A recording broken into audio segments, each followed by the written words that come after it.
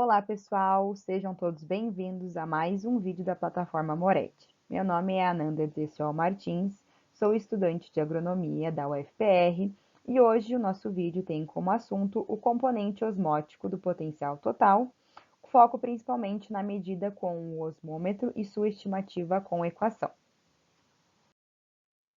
Antes da gente dar esse foco mais evidente para o potencial osmótico, gostaria de conversar um pouquinho sobre o potencial da água no sistema solo-planta. O que seria? Ele faz referência à habilidade do sistema todo do solo e da água em executar um determinado trabalho. Essa medição ela é realizada com relação a um estado de referência, que normalmente essa referência utiliza a água livre em uma mesma temperatura de água do sistema e a mesma pressão. Mas para que serve esse potencial total ou o potencial da água no solo planta? Ele é um elemento chave para que a gente consiga entender e compreender os processos, principalmente como a infiltração, a redistribuição de água, a condutividade hidráulica e a dinâmica da água e dos solutos do sistema. Conhecendo o potencial da água em diferentes pontos do solo, a gente também pode determinar a tendência de movimentos da água dentro do sistema. Em relação aos componentes que fazem parte do potencial total, que já podemos chamar tanto de potencial total da água, ou potencial total ou potencial da água, a gente pode considerar algumas variáveis aqui, né? Principalmente quando a gente considera o sistema solo-planta. Em relação a esse potencial total, a gente faz principalmente a medição do estado de energia, né? Presente tanto em componentes do solo como em componentes da planta. E ele é expresso com a soma desses componentes, que seria a soma do potencial matricial, do potencial osmótico, do potencial de pressão e do potencial gravitacional. Cada um deles tem sua própria definição e considera variáveis diferentes para cada um desses potenciais. Mas hoje a gente vai dar um foco principal para o potencial osmótico. Então vamos lá, o componente osmótica a água, a gente já viu, né, que quando ela está presente no solo, ela é uma solução de sais e de substâncias orgânicas que compõem essa componente osmótica que a gente tanto comenta. Para fins de estudo da dinâmica do solo, visando entender um pouco mais esse movimento e a disponibilidade desses sais para a planta, o potencial osmótico não é considerado e um pouquinho mais para frente nessa apresentação a gente vai entender o porquê. Na maioria das vezes, esse potencial osmótico não é muito fácil de ser determinado, e por isso a gente precisa de alguns instrumentos especiais, como o osmômetro. Então, a medida desse potencial osmótico, ela é feita justamente com esse osmômetro que foi mencionado no slide anterior. Como a gente consegue observar nessa imagem retirada da apostila de fundamentos de irrigação e drenagem, a gente consegue observar que a gente tem um sistema aqui, onde a gente tem uma solução diluída e uma solução concentrada separada por uma membrana semipermeável, né? A gente consegue observar também que aqui a gente obtém um equilíbrio osmótico, né? Então, a pressão osmótica de uma solução, ela é expressa pela diferença do potencial da água na solução em relação à água pura. Então, aqui a gente tem a representatividade da água em solução e da água pura. A sua medida pode ser realizada por um osmômetro, como a gente acabou de mencionar, em que a água pura fica separada da solução por meio de uma membrana semipermeável, essa que está presente aqui. Sem essa membrana semipermeável, a solução não fica submetida sobre essa pressão osmótica aqui, ela fica submetida à pressão atmosférica normal, né? O que não ajudaria a gente a definir este potencial osmótico.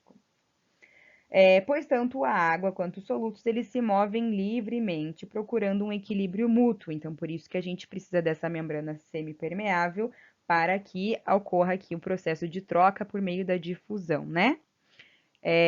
Então, a sua medida, né, feita com o osmômetro, como já falamos aqui, representa apenas o funcionamento desse osmômetro.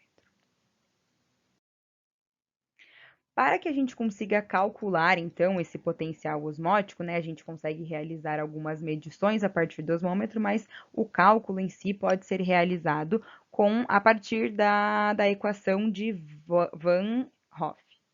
E a gente vai considerar alguns, né, aqui no caso, três variáveis, que seria representado pelo R, que é a constante universal dos gases, pelo T, que é a temperatura absoluta, ou seja, ela tem que estar presente em Kelvin, e pelo A, que é a atividade da solução, que a gente também, em situações de soluções diluídas, a gente pode considerar a concentração dessas soluções, ok? Então, antes da gente observar um exercício utilizando a equação de Van Hoff, eu gostaria de trazer algumas observações aqui para a gente dar uma olhada. Como a gente viu naquela fórmula do slide anterior, ele possui um sinal negativo. Esse sinal negativo da equação deixa evidente que a energia da solução é menor do que a energia da água pura. Então, a gente já viu na aula de hoje que quando a gente faz a comparação, né, para fins de estudo, a gente usa a energia da água pura, né? Então, quando comparada com a energia da solução, a da solução será menor. Quanto maior o valor da concentração da solução, mais negativo será o nosso potencial osmótico. Em condições normais, a concentração da solução do solo é praticamente constante. Por isso, a gente não tem movimento de água em virtude da presença de solutos, a não ser em condições especiais, como adubação localizada. Então, normalmente, quando a gente observa esse tipo de sistema, a gente vai ver que não acontece muito movimento de água com relação à presença ou ausência de solutos, né? Então, a gente encontra ali esse sistema em equilíbrio. Mas quando a gente faz algum tipo de adubação localizada e essa situação de constante, né, e de movimentação pode ser alterada. E a baixa concentração na solução do solo faz com que o potencial osmótico seja desconsiderado. Então, a gente já havia mencionado em alguns slides anteriores que a gente desconsidera a fins de estudo essa concentração, né, esse potencial osmótico, justamente por a gente ter uma concentração muito baixa. Então, temos aqui um exemplo retirado também da apostila de introdução à irrigação e drenagem, né? Que diz o seguinte: determine o potencial osmótico das soluções diluídas de sacarose e do cloreto de cálcio em ambas as temperaturas de 27 graus. Como a gente tem aqui uma solução diluída, a gente vai poder utilizar a fórmula de Van Hoff. Então, aqui que separei para vocês, né?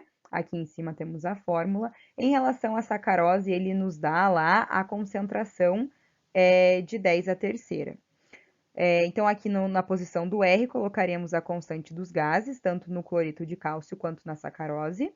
Na temperatura, ela também será a mesma. Nunca esquecer de somar os 273, porque a gente tem que utilizar a temperatura em Kelvin, né? E daí multiplicar pela concentração, já que a nossa solução está diluída, né?